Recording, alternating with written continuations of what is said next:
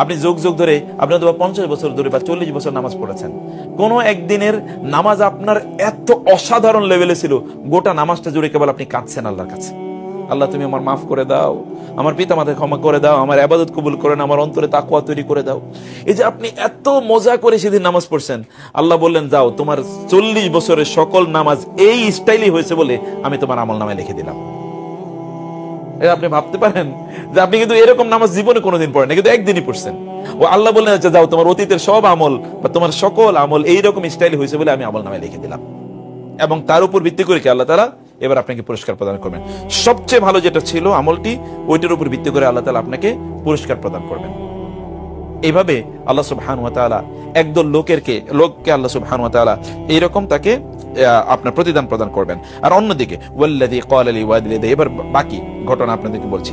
আরেক দল সন্তানদের কথা, এদের বয়স কিন্তু ওই যে একদিকে 40 বছর হয়েছে, তার চরিত্র কেমন।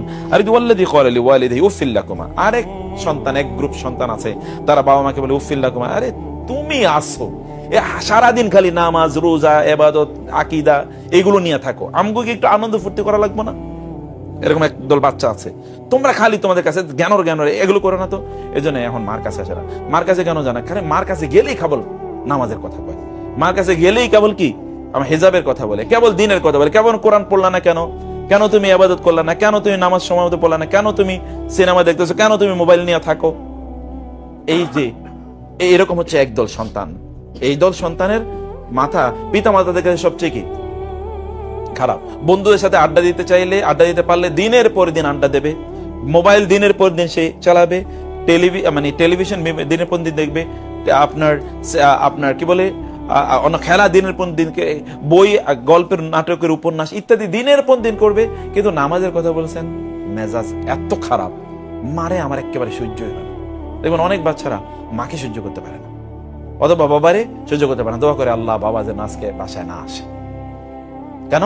কারণ বাবা আসলে আজকে কি টেলিভিশন দেখছি কিনা, আমি তাইলে আজকে আর এই সিনেমাটা দেখতে পারবো, অথবা আজকে আর এটা দেখতে পারবো। আল্লাহ মা যেন কি একটু দূরে থাকে, মার এই জ্ঞানটা তুমি বন্ধ করে দাও। বন্ধুদের সাথে, বেস্ট ফ্রেন্ডদের সাথে তার সময় কাটাতে মনে চায়। বেস্ট ফ্রেন্ড বলতে কি, আপনি যারা খুবই অপছন্দ করেন, এরকম একটা মেয়ের সাথে অথবা এরকম একটা ছেলের সাথে তার বন্ধুত্ব হয়েছে, মানে মেয়ে ফ্রেন্ড, মেয়েদের মেয়ে ফ্রেন্ড, ছেলেদের এমন একটা ছেলের সাথে আপনার ছেলে ঘুরে, ওর ছেলেরা আপনার পছন্দ হয় না, কারণ ও কি তার চুল রাখার স্টাইল ভালো না, ওর জামা কাপড় পরার স্টাইল ভালো না, ওর কথাবার্তার স্টাইল ভালো না, ওর মধ্যে খারাপ অভ্যাস আছে। অথবা এমন একটা মেয়ের সাথে আপনার মেয়ের বন্ধুত্ব, যে মেয়েটার মধ্যে কি উগ্রতা আছে, বাবা মার সাথে ঠিক মতো কথাবার্তা বলে না, সবসময় রাগারাগি করে, কেমন যেন থাকে, টয়লেটে গিয়ে আধা ঘন্টা 1 ঘন্টা 2 ঘন্টা কাটায়, মানে এরকম তার চরিত্র। কিন্তু ওর সাথে তার বন্ধুত্ব, আপনি এটা পছন্দ করছেন না। আর আপনি যখনই তাকে দিনের কথা বলেন, তখনই আপনাকে আর পছন্দ হয় না, আপনার সাথে কথা বন্ধ করে দেয়, ঠিক মতো খায় না, খালি শুয়ে থাকে। অথবা কি সে বান্ধবীর সাথে গল্প করতে ফোন একটা ধরলে 2 ঘন্টা পর্যন্ত আর কথা ছাড়ে না। এরকম এক ধরনের সন্তান আছে। এদের আল্লাহ তাআলা বলছেন ওয়াল্লাযী ক্বালা লিওয়ালিদাইহি উফিল লাকুমা আতাইদানিনি আন উখরাজা ওয়া কাদ খালাতিল কুরুন মিন ক্বাবলি, তুমি আমারে কেবল জাহান্নামের কথা বলো, আখিরাতের কথা বলো, আর কি আমগো কি ফুর্তি না, একটু আমাকে একটু, আর তোমাদের বয়স যখন হবে তখন নামাজ পড়বো নি, তুমি তো এখন বুড়ো হয়ে গেছো, তোমার তো আর কোনো কাম নাই, আমাদের এখন বয়স আছে না, আমাদের এখন যৌবন, আমরা একটু আনন্দ ফুর্তি করবো না, ফ্যাশন করবো না। এটা একদল সন্তান, এগুলো তারা বলে বলে বেড়ায়। এবং মা বাবা কি বলে উফিল লাকুমা, উফিল লাকুমা মানে তোমার ধ্বংস হোক, ব্যাপারটা এরকম না। চুপ, তুমি এত কথা বলেন, একটা দুধ থুরি, আচ্ছা আজকে ভাতই খামো না, আপনি তো ভাত দিয়েছেন, বাবা নামাজটা পড়ছিল আজকে ভাতই খামো না, যা। এই সময়টা নামাজের কথা বলার কথা, একটু ভাত খাইতে চাইছিলাম সারাটা দিন পরে। আছে কিনা এরকম সন্তান? দেখবেন চারিদিকে এরকম কিন্তু আছে, আপনাদের হয়তো নাই, কিন্তু আমাদের কাছে এরকম অনেক সংবাদ আছে। আজকে খাবোই না, এরপর রাগ করে শুয়ে গেছে। কেন? একটাই কারণ, আপনি কেন তার নামাজের কথা বলেন, কেন কোরআনের কথা বলেন, কেন তাকে হিজাবের কথা বললেন, কেন তাকে দিনের কথা বলেন, কেমন তাকে কোরআন পড়ার কথা বলেন, কেন তাকে হাদিসের কথা বললেন, কেন তাকে আপনি আলেমদের একটু দিনের কথাবার্তা শুনুক এরগুলো, অথবা কেন তাকে আপনি মসজিদে জুমায় একটু আগে যেতে বললেন, ইত্তকার এগুলো তার প্রবলেম। আতাইদানিনি, তুমি কি আমাকে বলছেন উখরাজা, আই উইল বি রিসারেক্টেড ব্যাক, আমাকে আবার আল্লাহ পুনরুত্থিত করবেন। ওয়াকাদ খালাতিল কুরুন মিন ক্বাবলি, এর আগে কত মানুষ শেষ হয়ে গেছে, কই কোনো খবর আছে নাকি? ইউরোপ আমেরিকাতে আমার অনেক স্টুডেন্ট আছে, শত শত, এবং এদের যেই স্টোরি শুনি এগুলো মাঝে মাঝে গা শিহরিত হয়ে ওঠার মতো। বাংলাদেশে তো আছে, বাংলাদেশে তো আপনাদের চোখের সামনে সবকিছু। ওইখানকার অবস্থা হলো যে অথবা বাবা মা কোনো একটা সন্তানকে শাসন করেছে, এই সন্তানরা 999-এ ফোন করে বলছে যে পুলিশের খবর দিয়ে দিয়েছে, অলরেডি পুলিশ এসে পিতা মাতারে নিয়ে গেছে ধরে। এরকম শত শত ঘটনা ঘটছে, পুলিশ এসে বাবা মারে ধরে নিয়ে গেছে, এবং এখন সে তার নিজের মতো করে চলতে পারছে, তাকে এখন বলার মতো কেউ না। আর আপনি তখন আহারে তাহাজ্জুদের মধ্যে পড়ে নামাজ পড়ে, আল্লাহ তুমি আমার ছেলেটারে সৎ পথে আনো, আমার মেয়েটারে তুমি হেদায়েত দাও। আপনি তখন কাঁদতে থাকেন, কিন্তু কি কান্না এখন আর কোনো কাজে লাগতেছে না, কারণ অলরেডি কি আপনার বয়স 40 পার হয়ে অলরেডি আপনি অনেক বড় হয়ে গেছেন। আপনার বয়স এখন 45-50, এখন আপনার সন্তানের বয়স কি 18-20। এখন কেউ কথা শুনবে নাকি? কথা যখন শোনার কথা ছিল তখন তো শোনার নেই। ওই যে বলছি 40 বছর বয়সে আবু বকর যেটা করেছেন, সে বয়সে তিনি তাই নিজেই বাবা মার প্রতি তিনি উত্তম আচরণ করেছেন। বাবা মার সাথে তার আচরণের লেভেলটা দেখেন, তিনি আচরণ কি করেছেন, সন্তানের জন্য আল্লাহর কাছে দোয়া করেছেন। যেন আয়েশা রাদিয়াল্লাহু তাআলা আনহা, ফাতেমা রাদিয়াল্লাহু আসমা বিনতে আবি বকর, আয়েশা বিনতে আবি বকর, তারা ইসলাম গ্রহণ করেছেন। আব্দুর রহমান ইসলাম গ্রহণ করেননি বটে, তিনি পরে ইসলাম গ্রহণ করেন, তিনি সবার বড় ছিলেন, কারণ তার বয়স কিন্তু 18 বেশি হয়ে গেছে। আর এরা কিন্তু ছোট, এরা অলরেডি দিন গ্রহণ করার পর্যায়ে তারা ছিল। তিনি তাদেরকে দিনের পথে নিয়ে আসতে পেরেছেন। এখন আপনি এখন কি এখন আপনি কেবল কাঁদেন, কেবল আপনি মাঝে মাঝে উমরা করতেও আসেন বা হজ করতে আসেন, কি জন্য? আল্লাহ আমার সন্তানটারে, আল্লাহ ওরে একটু তুমি দিন দাও, ওর একটু তুমি দিন দাও। কিন্তু ওর মধ্যে কোনো আসর পড়তেছে না, কোনো প্রভাব পড়তেছে না এখন, কারণ যেই বয়সে চলে এসছে এই বয়সে তার মধ্যে প্রভাব পড়ার কোনো অবস্থা নাই। ওয়াইলাকা আমেন, তখন আপনি তাকে বলেন তোর ধ্বংস হোক, তুই মর, তোর দিকে আমি তাকাইতে চাই না। আপনি হয়তো তখন খুবই রাগান্বিত তার উপর, তোর চেহারা আমি দেখতে চাই না, তোর মতো সন্তান জন্ম দিয়ে আমি ভুল করছি, আছে কিনা এরকম? তোর মতো সন্তান আমি জন্ম দিয়ে ভুল করছি, তোর কারণে আমার জাহান্নামে যাওয়া লাগবে। আমি যে আল্লাহর কাছে কি জবাব দেবো? আয় হায় কি ভুল করছিলাম, ছোটবেলায় কেন তোরে আমি পেটে ধরছিলাম, অথবা ছোটবেলায় কেন তোরে আমি ওই জায়গায় পড়াইছিলাম, না পড়াইলে ভালো হইতো। আহারে আমার জীবনটা শেষ হয়ে গেল, আমি এত কষ্ট করলাম, এই পোলা পাইনের জন্য এত কষ্ট করলাম। আপনি কিন্তু এগুলো বলে আক্ষেপ করছেন। আল্লাহ আল্লাহ বাঁচাও, আল্লাহ আমায় রক্ষা করো, আপনি বলছেন। নামাজে গিয়ে দান সাদাকা করতেছেন, অথবা এখন আপনি কি দান সাদাও করেন প্রতিদিন, পোলা পাইনের জন্য, আল্লাহ ওদেরকে তারপরে তুমি দিনে পথে আনো। কিন্তু কি, it is already over, time is already over, সময় শেষ। আমিন, তুমি ইসলাম গ্রহণ করো, তুমি আল্লাহর প্রতি ঈমান আনো।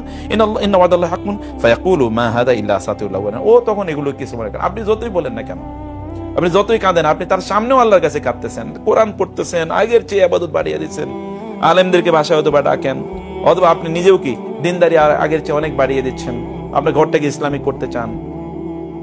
ওই পোলা পাইন এগুলো দিকে বলে এগুলো ওনারা সেকেলে যুগের মানুষ, এরা করুক, আমরা আমাদের যুগে আছি।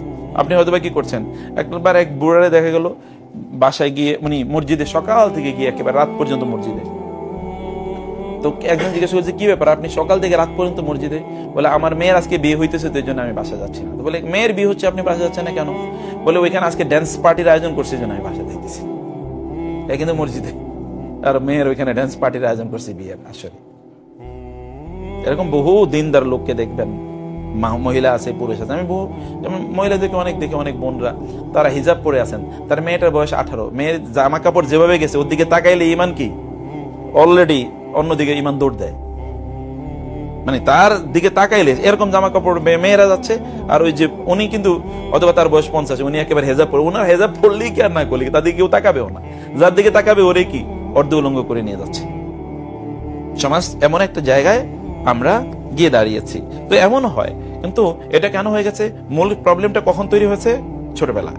মূল সমস্যাটা কোথায়? ওই 40 বছর বয়সে যখন আপনি বিয়ে করেন, তখন আপনি 25 বছর বয়সে বিয়ে করলেন, তখন আপনার সন্তান হবে অথবা 2-3 বছর পরে বা হলো, আরো 25 থেকে 30 বছর বয়সে আপনি বিয়ে করেন, যেটা বললাম আর কি আমাদের এখন কালচার হচ্ছে। তখন আপনার বয়সের সন্তানের বয়স 6-7 বছর, আপনি তাকে ট্রেনিং এর মধ্যে আপনি আনতে পারছেন।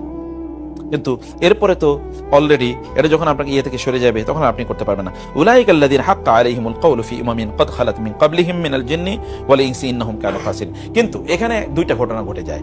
একটা হচ্ছে পিতামাতা তারা বিপর্যস্ত অবস্থা থাকে, আর যে সন্তানরা পিতামাতার প্রতি এইরকম আচরণ করেছে, পিতামাতা কেবল তাদেরকে দিনের কথা বলেছে, কিন্তু পিতামাতার সাথে তাদের আচরণটা কেমন ছিল? খুবই রাফ। আর ওইদিকে পিতামাতা দিন বিরোধিতা করেছে, কিন্তু তারপরে পিতামাতার সাথে তাদের আচরণ কেমন ছিল? খুবই ভালো। আবু বকর রাদিয়াল্লাহু তাআলা অথবা আবু হুরায়রা। পিতামাতা ইসলাম কিন্তু গ্রহণ করে নাই, বরং ইসলাম বিরোধিতা করেছে। কেউ তারপরও তারা ইসলাম গ্রহণ করার পরও পিতামাতার সাথে তাদের আচরণ ছিল ভালো। আল্লাহ তাআলা তাদের কারণে তাদের পিতামাতাকে মুসলিম বানিয়েছেন। আর এই সন্তানের পিতামাতা ভালো, কিন্তু সন্তান কি খারাপ।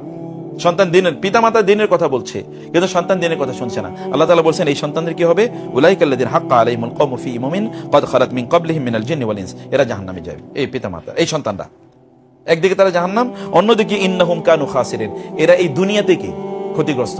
দুনিয়ার প্রত্যেকটা পদক্ষেপে এরা ক্ষতিগ্রস্ত হবে, এরা ব্যর্থ হবে, এরা বিপর্যস্ত হবে, এদের কোনো সফলতা থাকবে না দুনিয়া। এই সন্তানরা দেখবেন, যে সন্তানরা পিতামাতার সাথে উত্তম আচরণ করে না, এদের দুনিয়াটা পুরো জাহান্নামে পরিণত হয়ে যায়। যে সন্তানরা পিতামাতার সাথে ভালো আচরণ করেছে, তাদের দুনিয়াতে আল্লাহ সুবহানাহু ওয়া তাআলা তাদেরকে জান্নাতের সুখ দেন, জান্নাতের উপলব্ধি তারা দুনিয়ার মধ্যেই পায়। তাহলে কি হলো, পিতামাতার সাথে আচরণের দুইটা দৃষ্টিভঙ্গি এখানে আল্লাহ সুবহানাহু ওয়া তাআলা বললেন।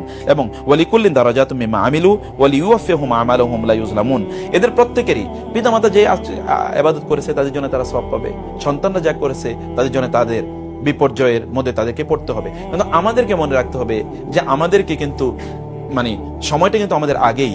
আপনি কেবল মনে করলে চলবে না যে আপনি ভালো মানুষের জন্য আপনার সন্তান ভালো হবে, এটা মনে করার কোনো কারণ নেই। আচ্ছা বলেন তো, নূহ আলাইহিস সালাম কি নবী না? নূহ আলাইহিস সালাম কি নবী ছিল কিনা? তো তার সন্তান কি করেছিলেন? তার সন্তান কি ইসলাম গ্রহণ করেছে? না, সে তো ইসলাম গ্রহণ করেন নাই। আবার ইউসুফ আলাইহিস সালামের বাবাকে ইয়াকুব আলাইহিস সালাম না, তিনি নবী না? শুধু কি নবী, তিনি কার ছেলে? ইব্রাহিম আলাইহিস সালামের নাতি, ইসহাক আলাইহিস সালামের ছেলে। কিন্তু তার ছেলেরা মিলে ইউসুফ আলাইহিস সালামকে অন্য ভাইকে হত্যা করার জন্য কূপে নিক্ষেপ করেছে না? শুধু কি কূপে নিক্ষেপ করেছিল, বাপের কাছে তো অব্যাহতভাবে মিথ্যা বলে গেছে যে না না ওরে নেকড়ে বাঘ তাকে খেয়ে ফেলছে, আমরা মিথ্যা বলি না, তুমি আমাদেরকে বরং বিশ্বাস করো না, কত কথাবার্তা। আবার দেখেন, নবীর বাপের কাছেই কিন্তু এরা বড় হচ্ছে। আর ইউসুফ আলাইহিস সালাম বড় হইতেছেন কোথায়? ওই আজিজের স্ত্রী, মিশরের গভর্নরের স্ত্রীর ঘরে তিনি বড় হচ্ছেন। আবার কারাগারে গিয়ে বড় হচ্ছেন। তাদের একটা খারাপ, কারাগারে গেলে বাংলাদেশের কারাগারের অবস্থা, কেউ যদি একবার কারাগারে যায় তাহলে আগে ছিল চোর, এখন কি মহা ডাকাইত হয়ে বাইর হয়। আগে চোর ছিল, এখন ডাকাত। আগে হয়তো মানুষের সাথে খারাপ আচরণ করতো, এখন ওখান থেকে বের হওয়ার পর মানুষের গুলি করে মারে, তাই না? কারণ কারাগারে কি খুব খারাপ লোকজনের সাথে থাকে, ওর মধ্যে খারাপ চরিত্র তৈরি হয়। কিন্তু ইউসুফ আলাইহিস সালাম কারাগারে গিয়ে কি করছে? তিনি আরো ভালো মানুষ। তিনি কিন্তু কারাগারে এরকমও না যে তার ওইখানে চরিত্র একটু খারাপ হয়েছে। তাহলে তিনি ছিলেন কোথায়? একটা টাফ এনভায়রনমেন্টে, কিন্তু তিনি ছিলেন ভালো। আর এরা তো নবীর কাছেই ছিল, এরা কিন্তু ভালো হয় নাই। আর ইব্রাহিম আলাইহিস সালামের বাবা কি ছিলেন?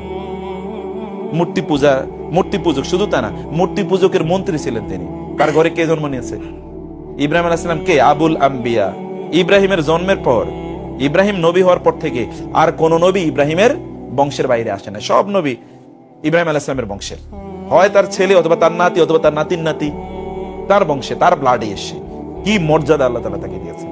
অথবা তার বাবা গেছিলেন মূর্তি পূজক এবং তাকে করছেন, তেজ্য পুত্র করেছেন। আমাদের যেটা বলে তেজ্য করেছেন। কোরআনে আছে সূরা মারিয়ামে যে তুমি লা আরজুমান্নাকা ওয়াহজুরনি মালিয়া, আমি তোমাকে পাথর মেরে হত্যা করবো অথবা দূরে সরে যাও আমার কাছ থেকে, গেট আউট। এবং তিনি চলে গেছেন। অতএব সবসময় মনে করার কোনো কারণে আপনি খুবই ভালো মানুষ, আপনার সন্তানরা ভালো হবে। আবার এটা মনে করার কারণে আমি খুবই খারাপ, এই জন্য আমার পোলাপাইনও খারাপ হবে, এটা মনে করার কারণে আল্লাহ সুবহানাহু ওয়া তাআলা আলটিমেট ডিসাইডার যে কি হবে না হবে। কিন্তু আপনার দায়িত্বটা আপনাকে পালন করতে হবে। কি কারণে? কারণ নাইলে আপনাকে জবাবদিহি করতে হবে, শেষ মতো গিয়ে আল্লাহর কাছে আপনাকে জবাবদিহি করতে হবে। আর এই জবাবদিহি করার যখন ওদের বয়স, যখন তারা বালেগা হয়ে যাবে, তখন তাদের সিদ্ধান্ত তাদের। এবং ওই সময় আপনার প্রতি তাদের আচরণ যা হবে তার উপর তাদের দুনিয়ার সফলতা নির্ভর করবে, আখিরাতের সফলতা তাদের কাজের উপর নির্ভর করবেই, তারা কি করছে। কিন্তু আপনার সাথে তাদের আচরণের উপর ভিত্তি করে তাদের দুনিয়ার সফলতা নির্ভর হবে। ওরা দুনিয়া কিন্তু ক্ষতিগ্রস্ত হবে তারা যদি পিতামাতার সাথে খারাপ আচরণ করে। একবার ছোটবেলায় গল্প শুনেছি আর কি। গল্পটা হলো যে এক ছেলে তার বাবাকে মারছিল, তো মারতে মারতে ঘর থেকে বের করে নিয়ে গেছে একটা জায়গায়। তখন এবার বাবা বলতেছে ছেলেরে, আর মানিস না, এর চেয়ে আর দূরে নিস না। বলে মানে কি? বলে আমি আমার বাপেরে মারতে মারতে এখানে আনছিলাম, অতএব তুই আমার এর চেয়ে বেশি নিস না। বুঝতে পেরেছেন? আপনি যা করবেন you will be samely treated. আপনি যা করবেন পিতামাতার সাথে, আপনার সন্তান আপনার সাথে তার চেয়ে খারাপ করবে। বৈশা থাকেন, দেখেন না কয়েকদিন পরে হুবহু তা করবে, এর চেয়ে এক ফোঁটো কম করবে না, বরং এর চেয়ে বেশি করবে। অতএব তাদেরকে ছোটবেলায় তাদেরকে ঠিক করার জন্য আমাদেরকে দায়িত্ব নিতে হবে।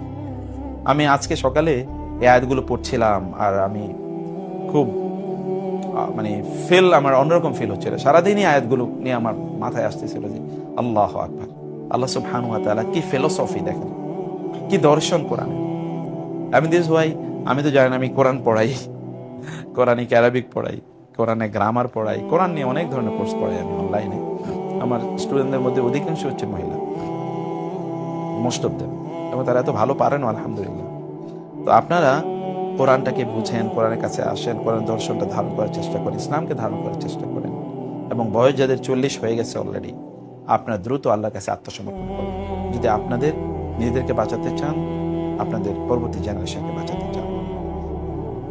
আল্লাহ সবাইকে অনেক অনেক কল্যাণ দান করুন, এবং আল্লাহ সুবহানাহু সবাইকে অনেক ভালো রাখুন। আমিন। হাদা ওয়া সাল্লাল্লাহু সুবহানাহু ওয়া তাআলা নবিনা মুহাম্মদ ওয়া আলিহি ওয়া সাহবিহি আজমাইন। সুবহানাকাল্লাহুম্মা ওয়া বিহামদিকা আশহাদু আল্লা ইলাহা ইল্লা আনতা আস্তাগফিরুকা ওয়া আতুবু ইলাইক। কোন প্রশ্ন থাকলে জাযাকাল্লাহু খাইরান। কথা ঠিক, কারো আমলের জন্য কাউকে জবাবদিহি করতে হবে না বটে, কিন্তু কারো আমলের প্রভাব কারো উপরে কি প্রভাব পড়ে, জবাবদিহি করতে হবে না কিন্তু প্রভাব পড়ে। যেমন আমি হারাম খেলাম, আমার সন্তানরা হারাম খাওয়ার সন্তানরা খুব দিনদার হবে, আল্লাহ হবে, এটা কি হয় না। কারণ আমার সন্তানদেরও তাদের যেই দায়, এই দায় কিন্তু ওরা বালেগ হওয়ার আগ পর্যন্ত আমার। ইন্নাল্লাহা সাইলুন কুল্লা রাইন আম্মা ইস্তারাহু। ওরা যখন বালেগ হয়ে যাবে তখন আর তাদের ব্যাপারে আমাকে জবাবদিহি করতে হবে না, কিন্তু এর আগের ব্যাপারে আমাকে জবাবদিহি করতে হবে। তো এর আগে আমি তাকে কি শিক্ষা দিচ্ছি? হিন্দুর ঘরে কেন হিন্দু হয়? হিন্দুর সন্তানরা মুসলমান কেন হলো না? খ্রিস্টানের সন্তানরা কেন মুসলমান হলো না? কারণ বাবা মা তাকে কি ওই শেখায় নাই, তাকে দিন শেখায় নাই। আমরা তো ফরচুনেটলি মুসলমান। যদি চয়েস করতে দেওয়া হইতো আমাদেরকে, কেউ যদি হিন্দুর ঘরে জন্ম নিত, কয়জন মুসলমান হইতাম বলেন তো? সম্ভাবনা আছে? আমি তো 0% দেখি, কারণ ইসলাম সম্পর্কে আমাদের কোনো জ্ঞান নাই। তো আমরা তো জানি না মুসলমান না, আমরা কি, আমরা বংশ পরম্পরায় আমরা মুসলমান। জি স্যার। এই যে সন্তান যদি নাবালেগ অবস্থায়, তাহলে তো ওই সন্তানের পরবর্তী গুণাবলী কি পিতামাতা সাইয়াতে জারিয়া শেখালো না তো। অতএব তারা যত খারাপ কাজ করবে সব কাজের দায় সন্তানদের পিতামাতাকে নিতে হবে। এই পর্যায়ে সংখ্যা মানে পয়জন না হলে তো সবাই জি জি জি, যেমন সাদকায়ে জারিয়া আছে তেমন কি সাইয়াতে জারিয়া আছে। যেমন ধরেন কেউ কি করলো, একটা ওই যে কোরআনে আছে আদম আলাইহিস সালামের 2 সন্তান, এক সন্তান কি আরেক সন্তানকে হত্যা করছে না? কাবিল হত্যা করছে কাকে? হাবিলকে। কাবিল হত্যা করছে হাবিলকে। কাবিল হলো কাতেল, হত্যাকারী, হাবিলকে হত্যা করছে। এরপর আল্লাহ তাআলা কোরআনে বলেছেন এই কাবিলের জন্য বনি আদম সন্তান কিয়ামত পর্যন্ত যত মানুষ হত্যা হবে, সকল মানুষকে হত্যা করে সব মানুষ যত গুনার মালিক হয়েছে, ওই কাবিল একাই অতটুকু গুনার মালিক। কারণ কি? সাইয়াতে জারিয়া, এটা সাইয়াতে জারিয়া। ফলে ধরেন আমি একটা খারাপ কাজ শুরু করছি, যেমন ধরেন আপনি বাসায় সিনেমা দেখা শুরু করলেন, এখন ছেলে মেয়েরাও সিনেমা দেখা শুরু করছে। অতএব ওরা যদি 1000 বছর সিনেমা দেখে, 1000 বছর যত গুনাহ হবে ওদের, আপনার 71 গুনাহ হবে, কারণ আপনি তো সিনেমা দেখা শুরু করছেন আগে। জি জি জি জি জি জি জি জি, মা কদ্দামা তো আখার, ঠিক। কারণ আমরা তো কোরআনে সূরা ইয়াসিন আছে মা কদ্দামু ওয়া নাকতুবু মা কদ্দামু ওয়া আসারাহুম। আমরা লিখে রাখি তারা যা আমল করছে নিজেরা, এবং তাদের প্রভাবে যে আমলগুলো অন্যরাও করে যায়, এগুলো সব আমি লিখে রাখতেছি। অথবা আপনি যেমন আপনার বাচ্চারে সূরা ফাতিহা শিখাইলেন, ও যতদিন পর্যন্ত সূরা ফাতিহা পড়বে, ও যতটুকু সওয়াব পাবে আপনি 71 সওয়াব পাবেন। আপনি তাকে আল্লাহকে শেখান, তাহলে ও যতটুকু আল্লাহর নাম স্মরণ করবে, ও যদি 1000 বার আল্লাহর নাম স্মরণ করে, ও 1000টা সওয়াব পাবে, আপনি 1000টা সওয়াব পাবেন। এই জন্য বাবা মার তাদের একদিকে তাদের সুযোগ আছে, আবার তাদের জন্য চ্যালেঞ্জও আছে।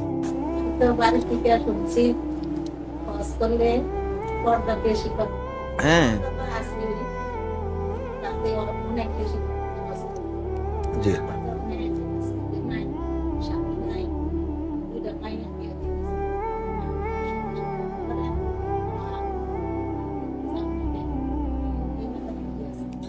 আপনি যদি প্রয়োজন হয় আপনার, তাহলে আপনি বাইরে যাবেন, অপ্রয়োজনে যাবেন না। যত কম যাওয়া যায় সেটা করবেন। কোরআনে আল্লাহ বলেছেন ওয়াকারনা ফি বুয়ুতিকুন্না ওয়ালা তাবাররাজনা তাবাররুজাল জাহিলিয়াতিল উলা। তোমরা ওয়াকারনা ফি বুয়ুতিকুন্না, নারীদেরকে বলেছেন, ওয়াকারনা এটা কিন্তু নারীদের জন্য এই শব্দটা।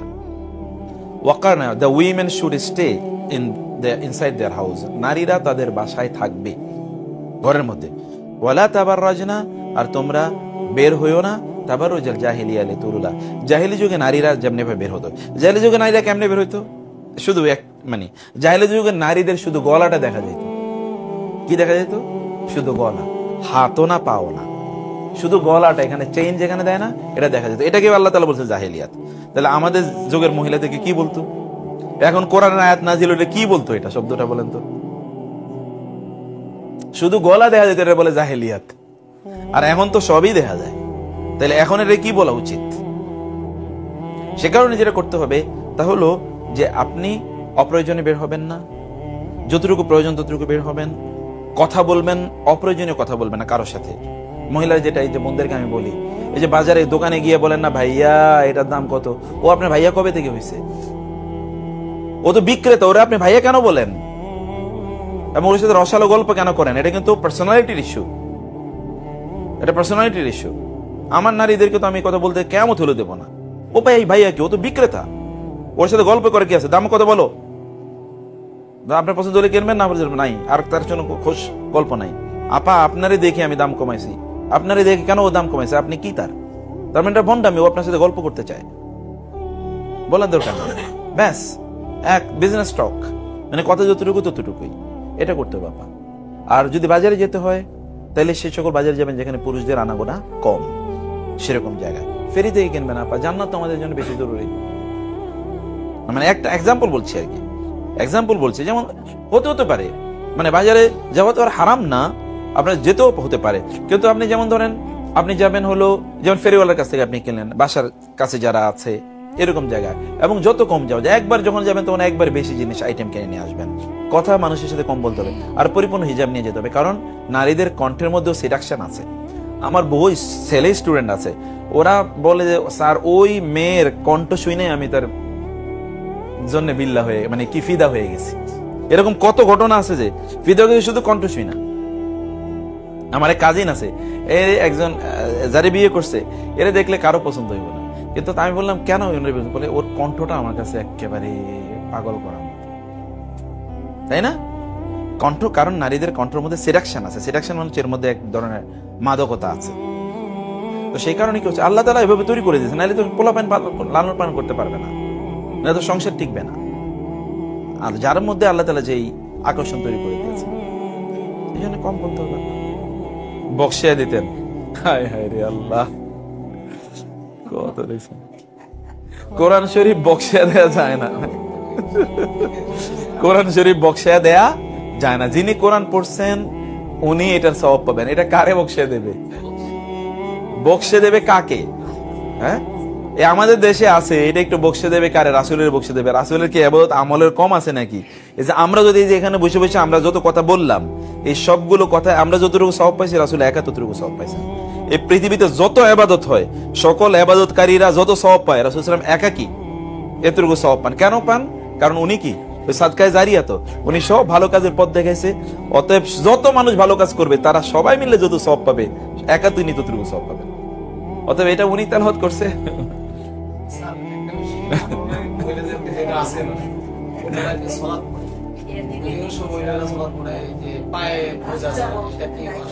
আচ্ছা, আমাদের শুনেন, আমাদের কিছু ভিডিও আছে, আপনারা আমাদের পেজে কিছু ভিডিও, চমৎকার চমৎকার ভিডিও পাবেন। যেমন মহিলাদের তাদের নামাজের ক্ষেত্রে তাদের কি করতে হবে, নামাজের ক্ষেত্রে তাদের পা কিন্তু ঢেকে রাখতে হবে। অথবা এই জন্য কি পড়বেন আপনারা, কিন্তু এই যে পড়বেন যেটাকে বলা হয় গাউন, এটাকে এখন কি যেন বলে, জিলবাব। জিলবাব কোরআনের ভাষা হলো জিলবাব। ইউদিনিনা আলাইহিন্না মিন জালাবিবিনা, কোরআনের নির্দেশ, তারা যেন তাদের শরীরে একটা জিলবাব ঢেলে দেয়। জিলবাবটা একেবারে পায়ের নিচ পর্যন্ত যাবে। এখনকার ফ্যাশন হলো কি, পোলাপাইন, ছেলে পোলাপাইনের কাপড় মাটিতে মানে লেসরায়, লেসরা নাকি কি বলে এটা, ছেঁচড়ায়। আর মেয়েদের কি কাপড় উঠতে উঠতে একেবারে হাঁটু পর্যন্ত উঠে গেছে। মানে জাহেলিয়াত, আইয়ামে জাহেলিয়াত কাকে বলে? অথচ মেয়েদের কাপড় কি থাকবে? হাদিসে এসে রাসূলুল্লাহকে একজন নারী জিজ্ঞেস করলেন কতটুকু থাকবে, তিনি বললেন এই যে টাকনু আছে না, টাকনুর নিচে কি এক বিগত, টাকনুর নিচে এক বিগত, মানে মাটির সাথে হেঁচড়িয়ে নিয়ে যাবেন তারা তাদের কাপড় মাটির সাথে। এটা হচ্ছে তার আভিজাত, এটা হচ্ছে অভিজাত নারীদের কাজ। আর পুরুষদের আভিজাত্য হলো তার টাকনুর উপর তার কাপড় থাকবে, টাকনুর, এটা হচ্ছে তার অভিজাত পুরুষের কাজ। এদের ব্যক্তিত্ব আছে, এরা পুরুষ। আর বাকিগুলো যাদের টাকনুর নিচে যে সকল পুরুষদের কাজ, এগুলো হাফ লেডি। হাফ লেডি পর্যন্ত এরা অর্ধেক মাইয়া হয়ে গেছে। আর আর আর দুই নম্বর বিষয় হচ্ছে যে আপনাদের এই যে হাতে কিন্তু আপনার মোজা পরে সালাত আদায় করতে হবে, আদারওয়াইজ এই যে আপনার জিলবাবের নিচে কাপড় রাখতে হবে। চুল যদি দেখা যায় মহিলাদের, তাদের কিন্তু নামাজ হবে না। ধরেন আপনি এমন ভাবে নামাজ পড়ছেন যে 2-3টা চুল বাইরে হয়ে গেছে, তাহলে এই নামাজ আবার পড়া লাগবে, নামাজই হবে না। চুল স্যার, অথবা চুল এসে দেখেছে কাঁধ, এই যে কাঁধ টাত তো বললাম, চুলই যদি বাইরে থাকে তাহলে নামাজ হবে না। তাহলে কাঁধ বাইরে থাকলে নামাজ হবে নাকি? কাঁধ অথবা গলার এই দিক দিয়ে বাইরে হয়ে রয়েছে, নামাজই তো হবে না তার। আর নামাজের অনেক মাসলা মাসাইল আছে যেগুলো আপনারা অথবা জানেন না, এগুলো আপনাদের জানা দরকার, আস্তে আস্তে জানতে হবে। সলাতের উপর বই আছে, আমার মনে হয় একটা বই আপনার ওই যে ইয়ার যেটা আলবানী রহমুল্লাহর যে বইটা, এই বইটা আমার মনে হয় ছোট আকারে লিখছেন রাসূলুল্লাহ সাল্লাল্লাহু আলাইহি ওয়াসাল্লামের নামাজ একটা দিয়েছি। ফাইন, ওই যে আমগো ইয়াবেটা মাকি সাহেবটা, হ্যাঁ ওটা ভালো, ওটা ওটা দিতে পারেন, এক্স্যাক্টলি ওটা দিতে পারেন। এগুলো একটু আপনারা পড়বেন, পড়ে এগুলোর উপর ভিত্তি করে আপনারা আপনাদের ইবাদত গুলো সেভাবে করার চেষ্টা করবেন। নাহলে ধরেন নামাজ পড়ছি, হয়তো নামাজ হচ্ছে না।